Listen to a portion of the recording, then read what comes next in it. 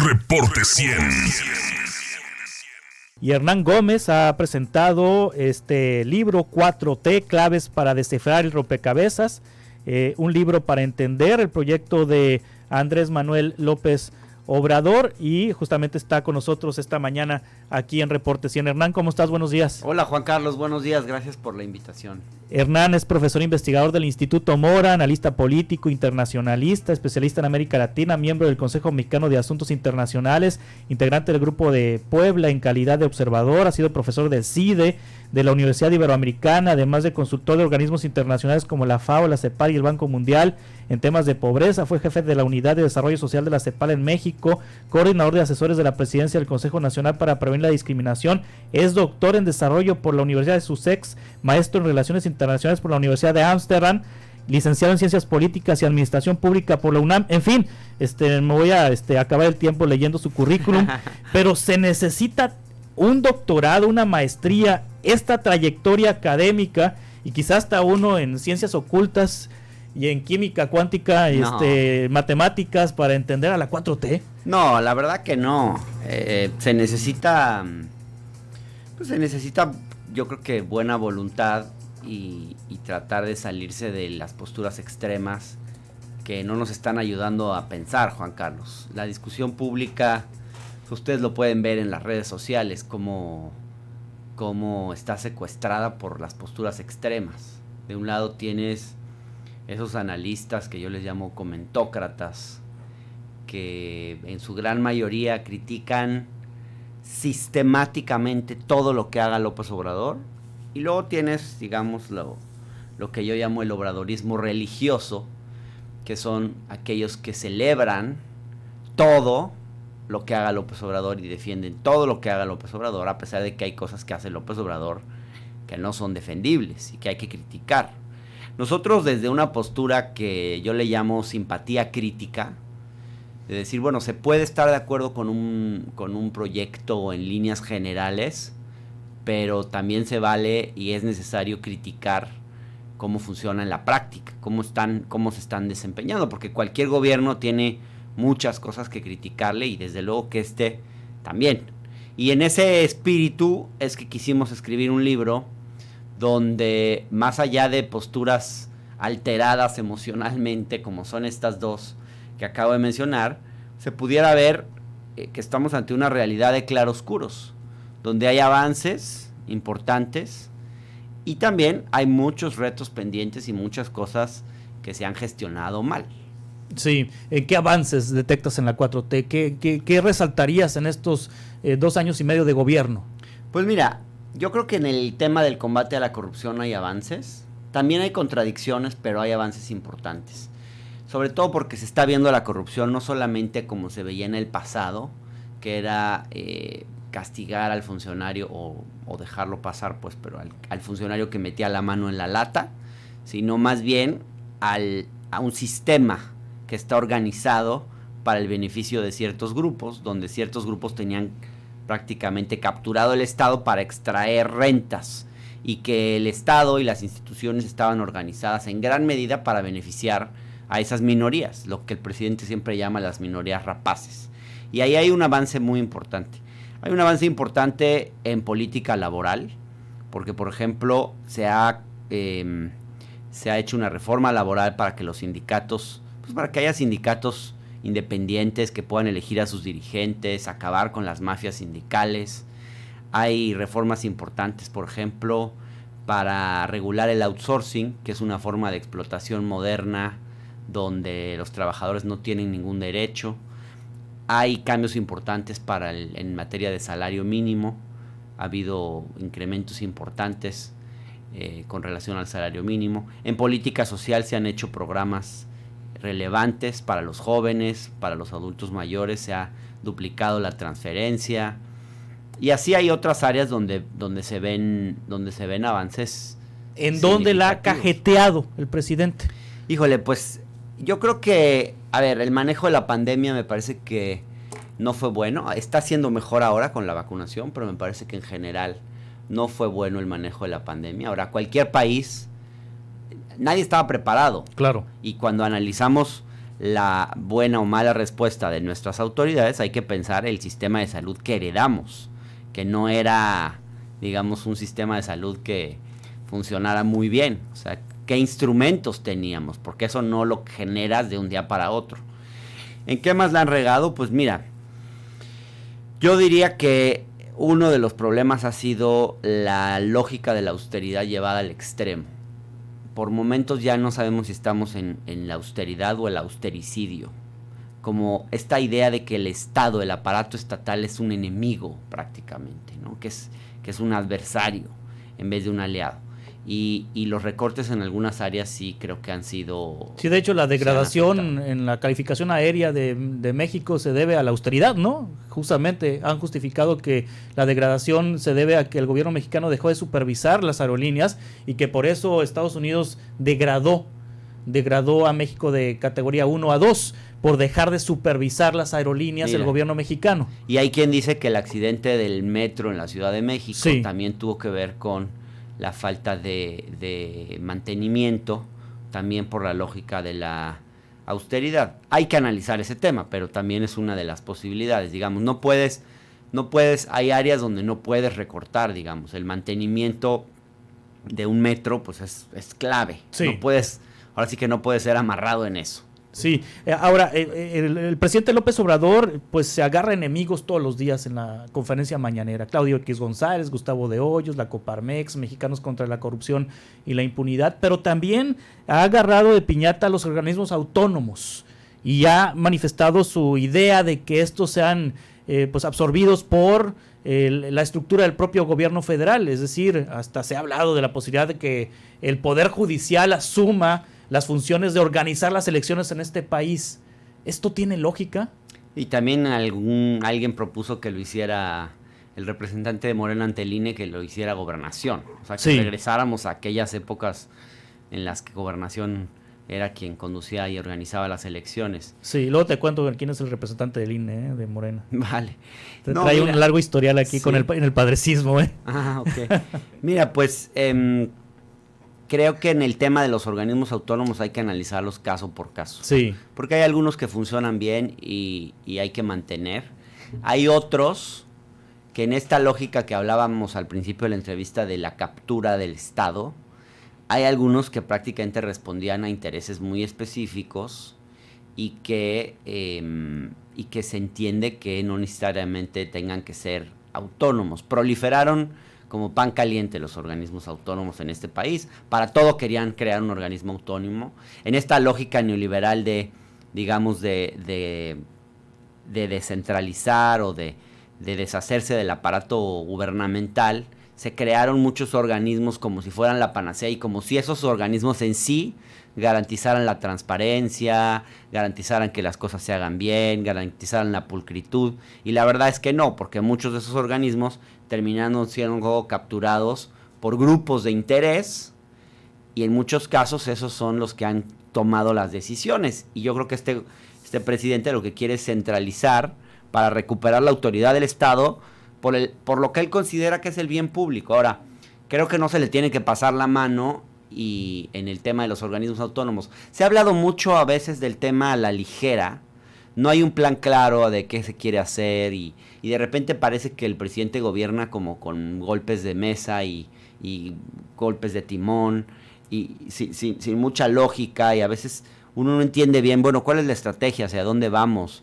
En fin, pero me parece que de todas maneras no hay que ser ni totalmente complaciente con los órganos autónomos que tenemos, ni tampoco denostarlos por completo. Hay que ver caso por caso. El uso del ejército, ¿no es un exceso por parte del gobierno federal? O sea, lo usa para todo, ¿no? Está construyendo el tren, está construyendo bancos, el ejército está distribuyendo las vacunas en todo el país, el ejército es la patrulla fronteriza a través de la Guardia Nacional del gobierno de los Estados Unidos.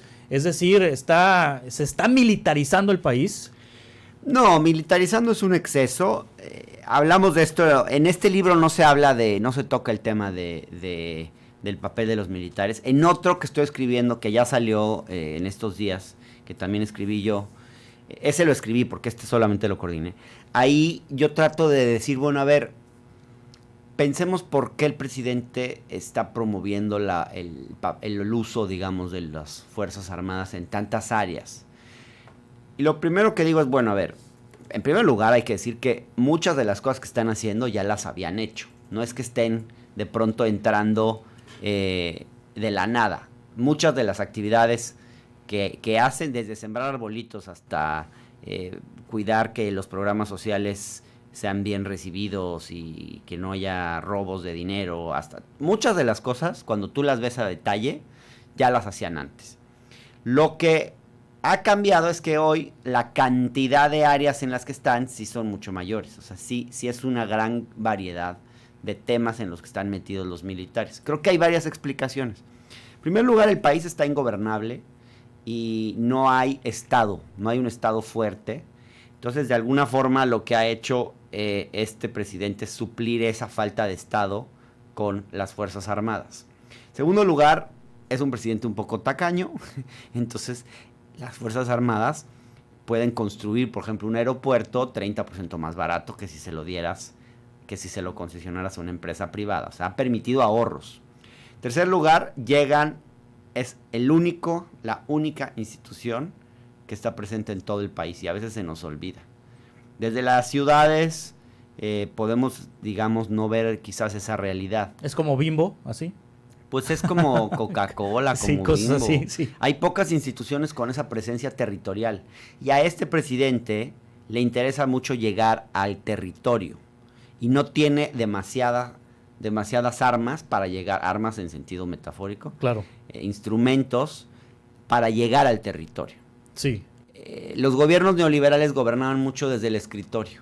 Tomaban decisiones y creían que eso llegaba a todos lados. Solo porque alguien en la Ciudad de México tomaba una decisión y la decretaba y creían que con eso ya. Y no, hay que tener una forma de operar en el territorio. Y creo que los militares son parte de esa lógica, de poder llegar a todos lados. Y tú los ves haciendo muchas cosas que quizás no nos gustaría verlos, pero pues, ha sido como, digamos, la alternativa práctica que ha tenido este presidente. ¿Vamos a la dictadura, Hernán Gómez? No, para nada. Me parece que son exageraciones, que son paranoias. Sí. ¿Vamos a Venezuela? No, para nada. Me parecen ridículas esas ideas de ciertos sectores. A ver, para empezar, ni que Peña Nieto hubiese sido un gran demócrata. A ver, sí hay un presidente con un estilo autoritario, eso no lo podemos negar, pero el estilo no se traduce necesariamente en una agenda, digamos, el estilo personal, etcétera, no. Y sí hay también una idea de centralizar poder, porque el poder está muy fragmentado, muy disperso, y eso ha generado también mucha corrupción. Sí hay un intento de centralización, pero pocas transformaciones en la historia se han hecho sin tener cierta centralización de poder y sin una figura fuerte. Examinémoslas. En general, en todas las grandes transformaciones de la historia ha habido figuras fuertes que las promueven. Y eso es lo que tenemos hoy. De pronto, pues sí, como que se les quiere pasar un poquito la mano, pero también este país y esta sociedad no lo permiten y no lo van a permitir. Me parece que compararnos con Venezuela es no entender mucho. Sí, The Economist publicó un severo artículo en el que severo. Señala a López Obrador de ser un peligro para la democracia de México, de dividir a los mexicanos. Bueno, de hecho hay una carta que responde Marcelo Ebrard, el canciller mexicano, y está esta imagen que The Economist publica en su portada y que también ha circulado ahora con el asunto de vota por Andrés Manuel López Obrador 2024-2030. Bueno, ¿qué opinas de The Economist? ¿Y ves a López Obrador reeligiéndose o como lo hicieron con el Poder Judicial, con un artículo ampliando su mandato? Fíjate que a mí me gustaría que López Obrador se reeligiera. Me parece que la transformación no se va a lograr en 6 años y que si tú ves, a ver, ¿cuántos años ha estado Merkel en el poder? Y el Economist no ha sacado una nota así. ¿Cuántos años estuvo Helmut Kohl? ¿Cuántos años estuvo Margaret Thatcher? Ronald Reagan se reeligió. Digamos, aquí tenemos un tabú con el tema de la reelección, que ojalá algún día logremos superar. A mí me parece que un presidente como este, con la ambiciosa agenda que se ha propuesto y en un proceso que desgraciadamente es muy personalista o personalizado en él, pues él es el motor de la cuarta transformación, no hay otro. Va a ser poco tiempo con 3 años más, pero este presidente tampoco se va a querer reelegir. Entonces, pues habrá que ¿Ampliación de mandato? Pensar en... No, tampoco. Sí, extensión de mandato, ¿no? No, eso fue un error. Eso es algo que lo del Poder Judicial. Sí, me parece que lo del Poder Judicial es a todas luces burdo y anticonstitucional. Sí. Pero también empezar a pensar que, porque lo quisieron hacer con Saldívar, van a cambiarle un transitorio al presidente para que se postergue su mandato, es absurdo, digamos. Sí. Es absurdo, sería un escándalo, no lo veo para nada en las intenciones de este presidente. Yo creo que en muchos sentidos hemos avanzado en democracia en este país. Hay que analizarlo con más cuidado y es para una discusión larga, pero fíjate cómo hoy discutimos más los temas públicos y todos los temas públicos se discuten mucho más. Cuando López Obrador habla de hacer de la vida pública cada vez más pública, yo creo que esa frase la hemos visto materializarse y eso es democracia. Hay muchísima crítica al presidente. ¿Quién ha sido censurado por decir algo contra el presidente? Ahí está Loret todos los días, está Latinos, está Reforma, pegándole todos los días sistemáticamente al presidente.